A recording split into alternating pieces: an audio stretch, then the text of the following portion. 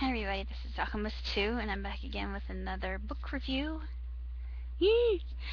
I absolutely adore Dan Brown's novels, and I feel that this one is his finest yet. We are revealed quite a nefarious, sinister, devastating plot at hand through one of the characters that Robert Langdon is on the pursuit after. And one of the main lines from Dante's Inferno is very important, but I can't reveal which it is. It's a clue that leads him down specific avenues to follow this madman with his unbelievably horrific scheme that he has for humanity as a whole, and is by far the most twisted thing I have ever read. You can't put it down. It's trying to figure out. I'll tell you how many pages this is in a minute, as soon as I go through it. It is, including the epilogue, is 462.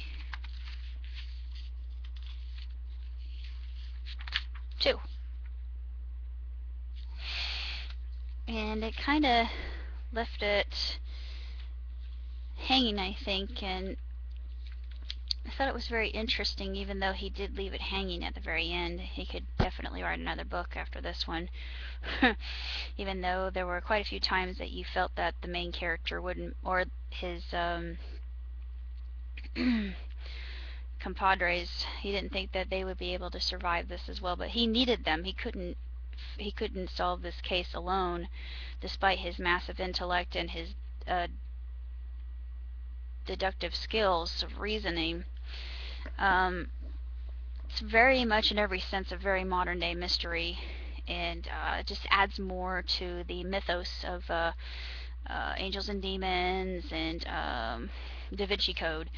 This is just the same thing, only there's more to it, and this is more sinister, I feel, from the villain's point of view, and you think, oh my word, that's just terrible. But it's really a fascinating book, and it is a thriller from start to finish, and it's a book that you just cannot put down no matter what you do. And you wonder if this sort of thing could happen in our history, and it's happened before with the Black Death, but this is just so much more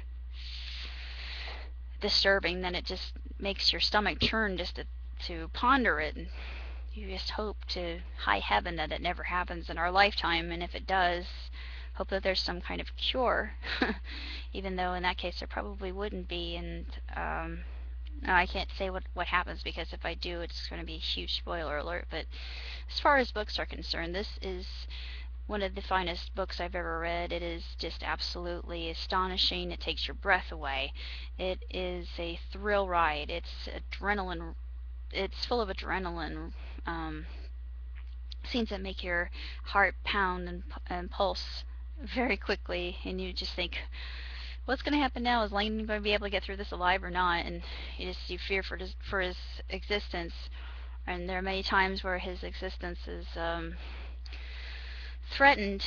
And there's a series on right now that reminds me, but this is much better than the series I'm watching right now, which is called 0 Hour. But it's the same kind of story. You've got all these symbols and cryptologists that are trying to uncover what these symbols actually mean, and Landon himself is a cryptologist, and it's just very interesting that 0 Hour would take upon the elements of that to make for a good series, and it does, granted, but it's nothing like Dan Brown. Dan Brown is sophisticated. 0 Hour sometimes goes a little bit over the top, which I think, oh please, this would never happen in real life. If it were real life, this is what would happen, in the book. And I think that it just makes more sense and is more feasible and logical how the inner workings of a madman's mind actually click. And it just gives you pause and you think, oh dear Lord. I hope that this never happens in our lifetime, because if it did, then we would be in a whole lot of trouble, needless to say. But it does give you a lot of food for thought. At least for me, it was a lot of food for thought, because I am definitely into anthropology as well as ethics and morals, and uh, the idea of what justice is, and just how we think we are as a society, and how advanced we've, and how far we've come, and how much we've advanced, and this, that, and the other. And then you have this situation that's revealed in the book, which I won't say what it is, but if you read it, you will be given a lot of material to mull over for yourself. And I think that's what makes the book truly the masterpiece that it is, and just makes it that much more, it hits really close to home, let me just put it that way, especially for women, I think. But it is really a spectacular book, and I think it deserves to be read. I give it 2 thumbs up and 5 stars, palm down. And I think that it is one of Mr. Brown's finest works written thus far.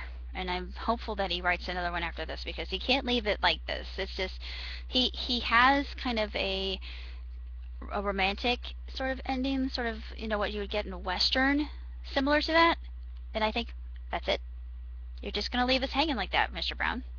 Why? Why would you do that? This, I thought, this makes me so upset, but oh well, maybe he'll write another one. I hope to God he does. So, Dan Brown, if you're watching this, please write another book about Langdon. I want to see what happens to him next. Just don't kill him off. Please. I beg you. But other than that, really, it's a really magnificent book, and I think all Robert Langdon fans will not be disappointed with it.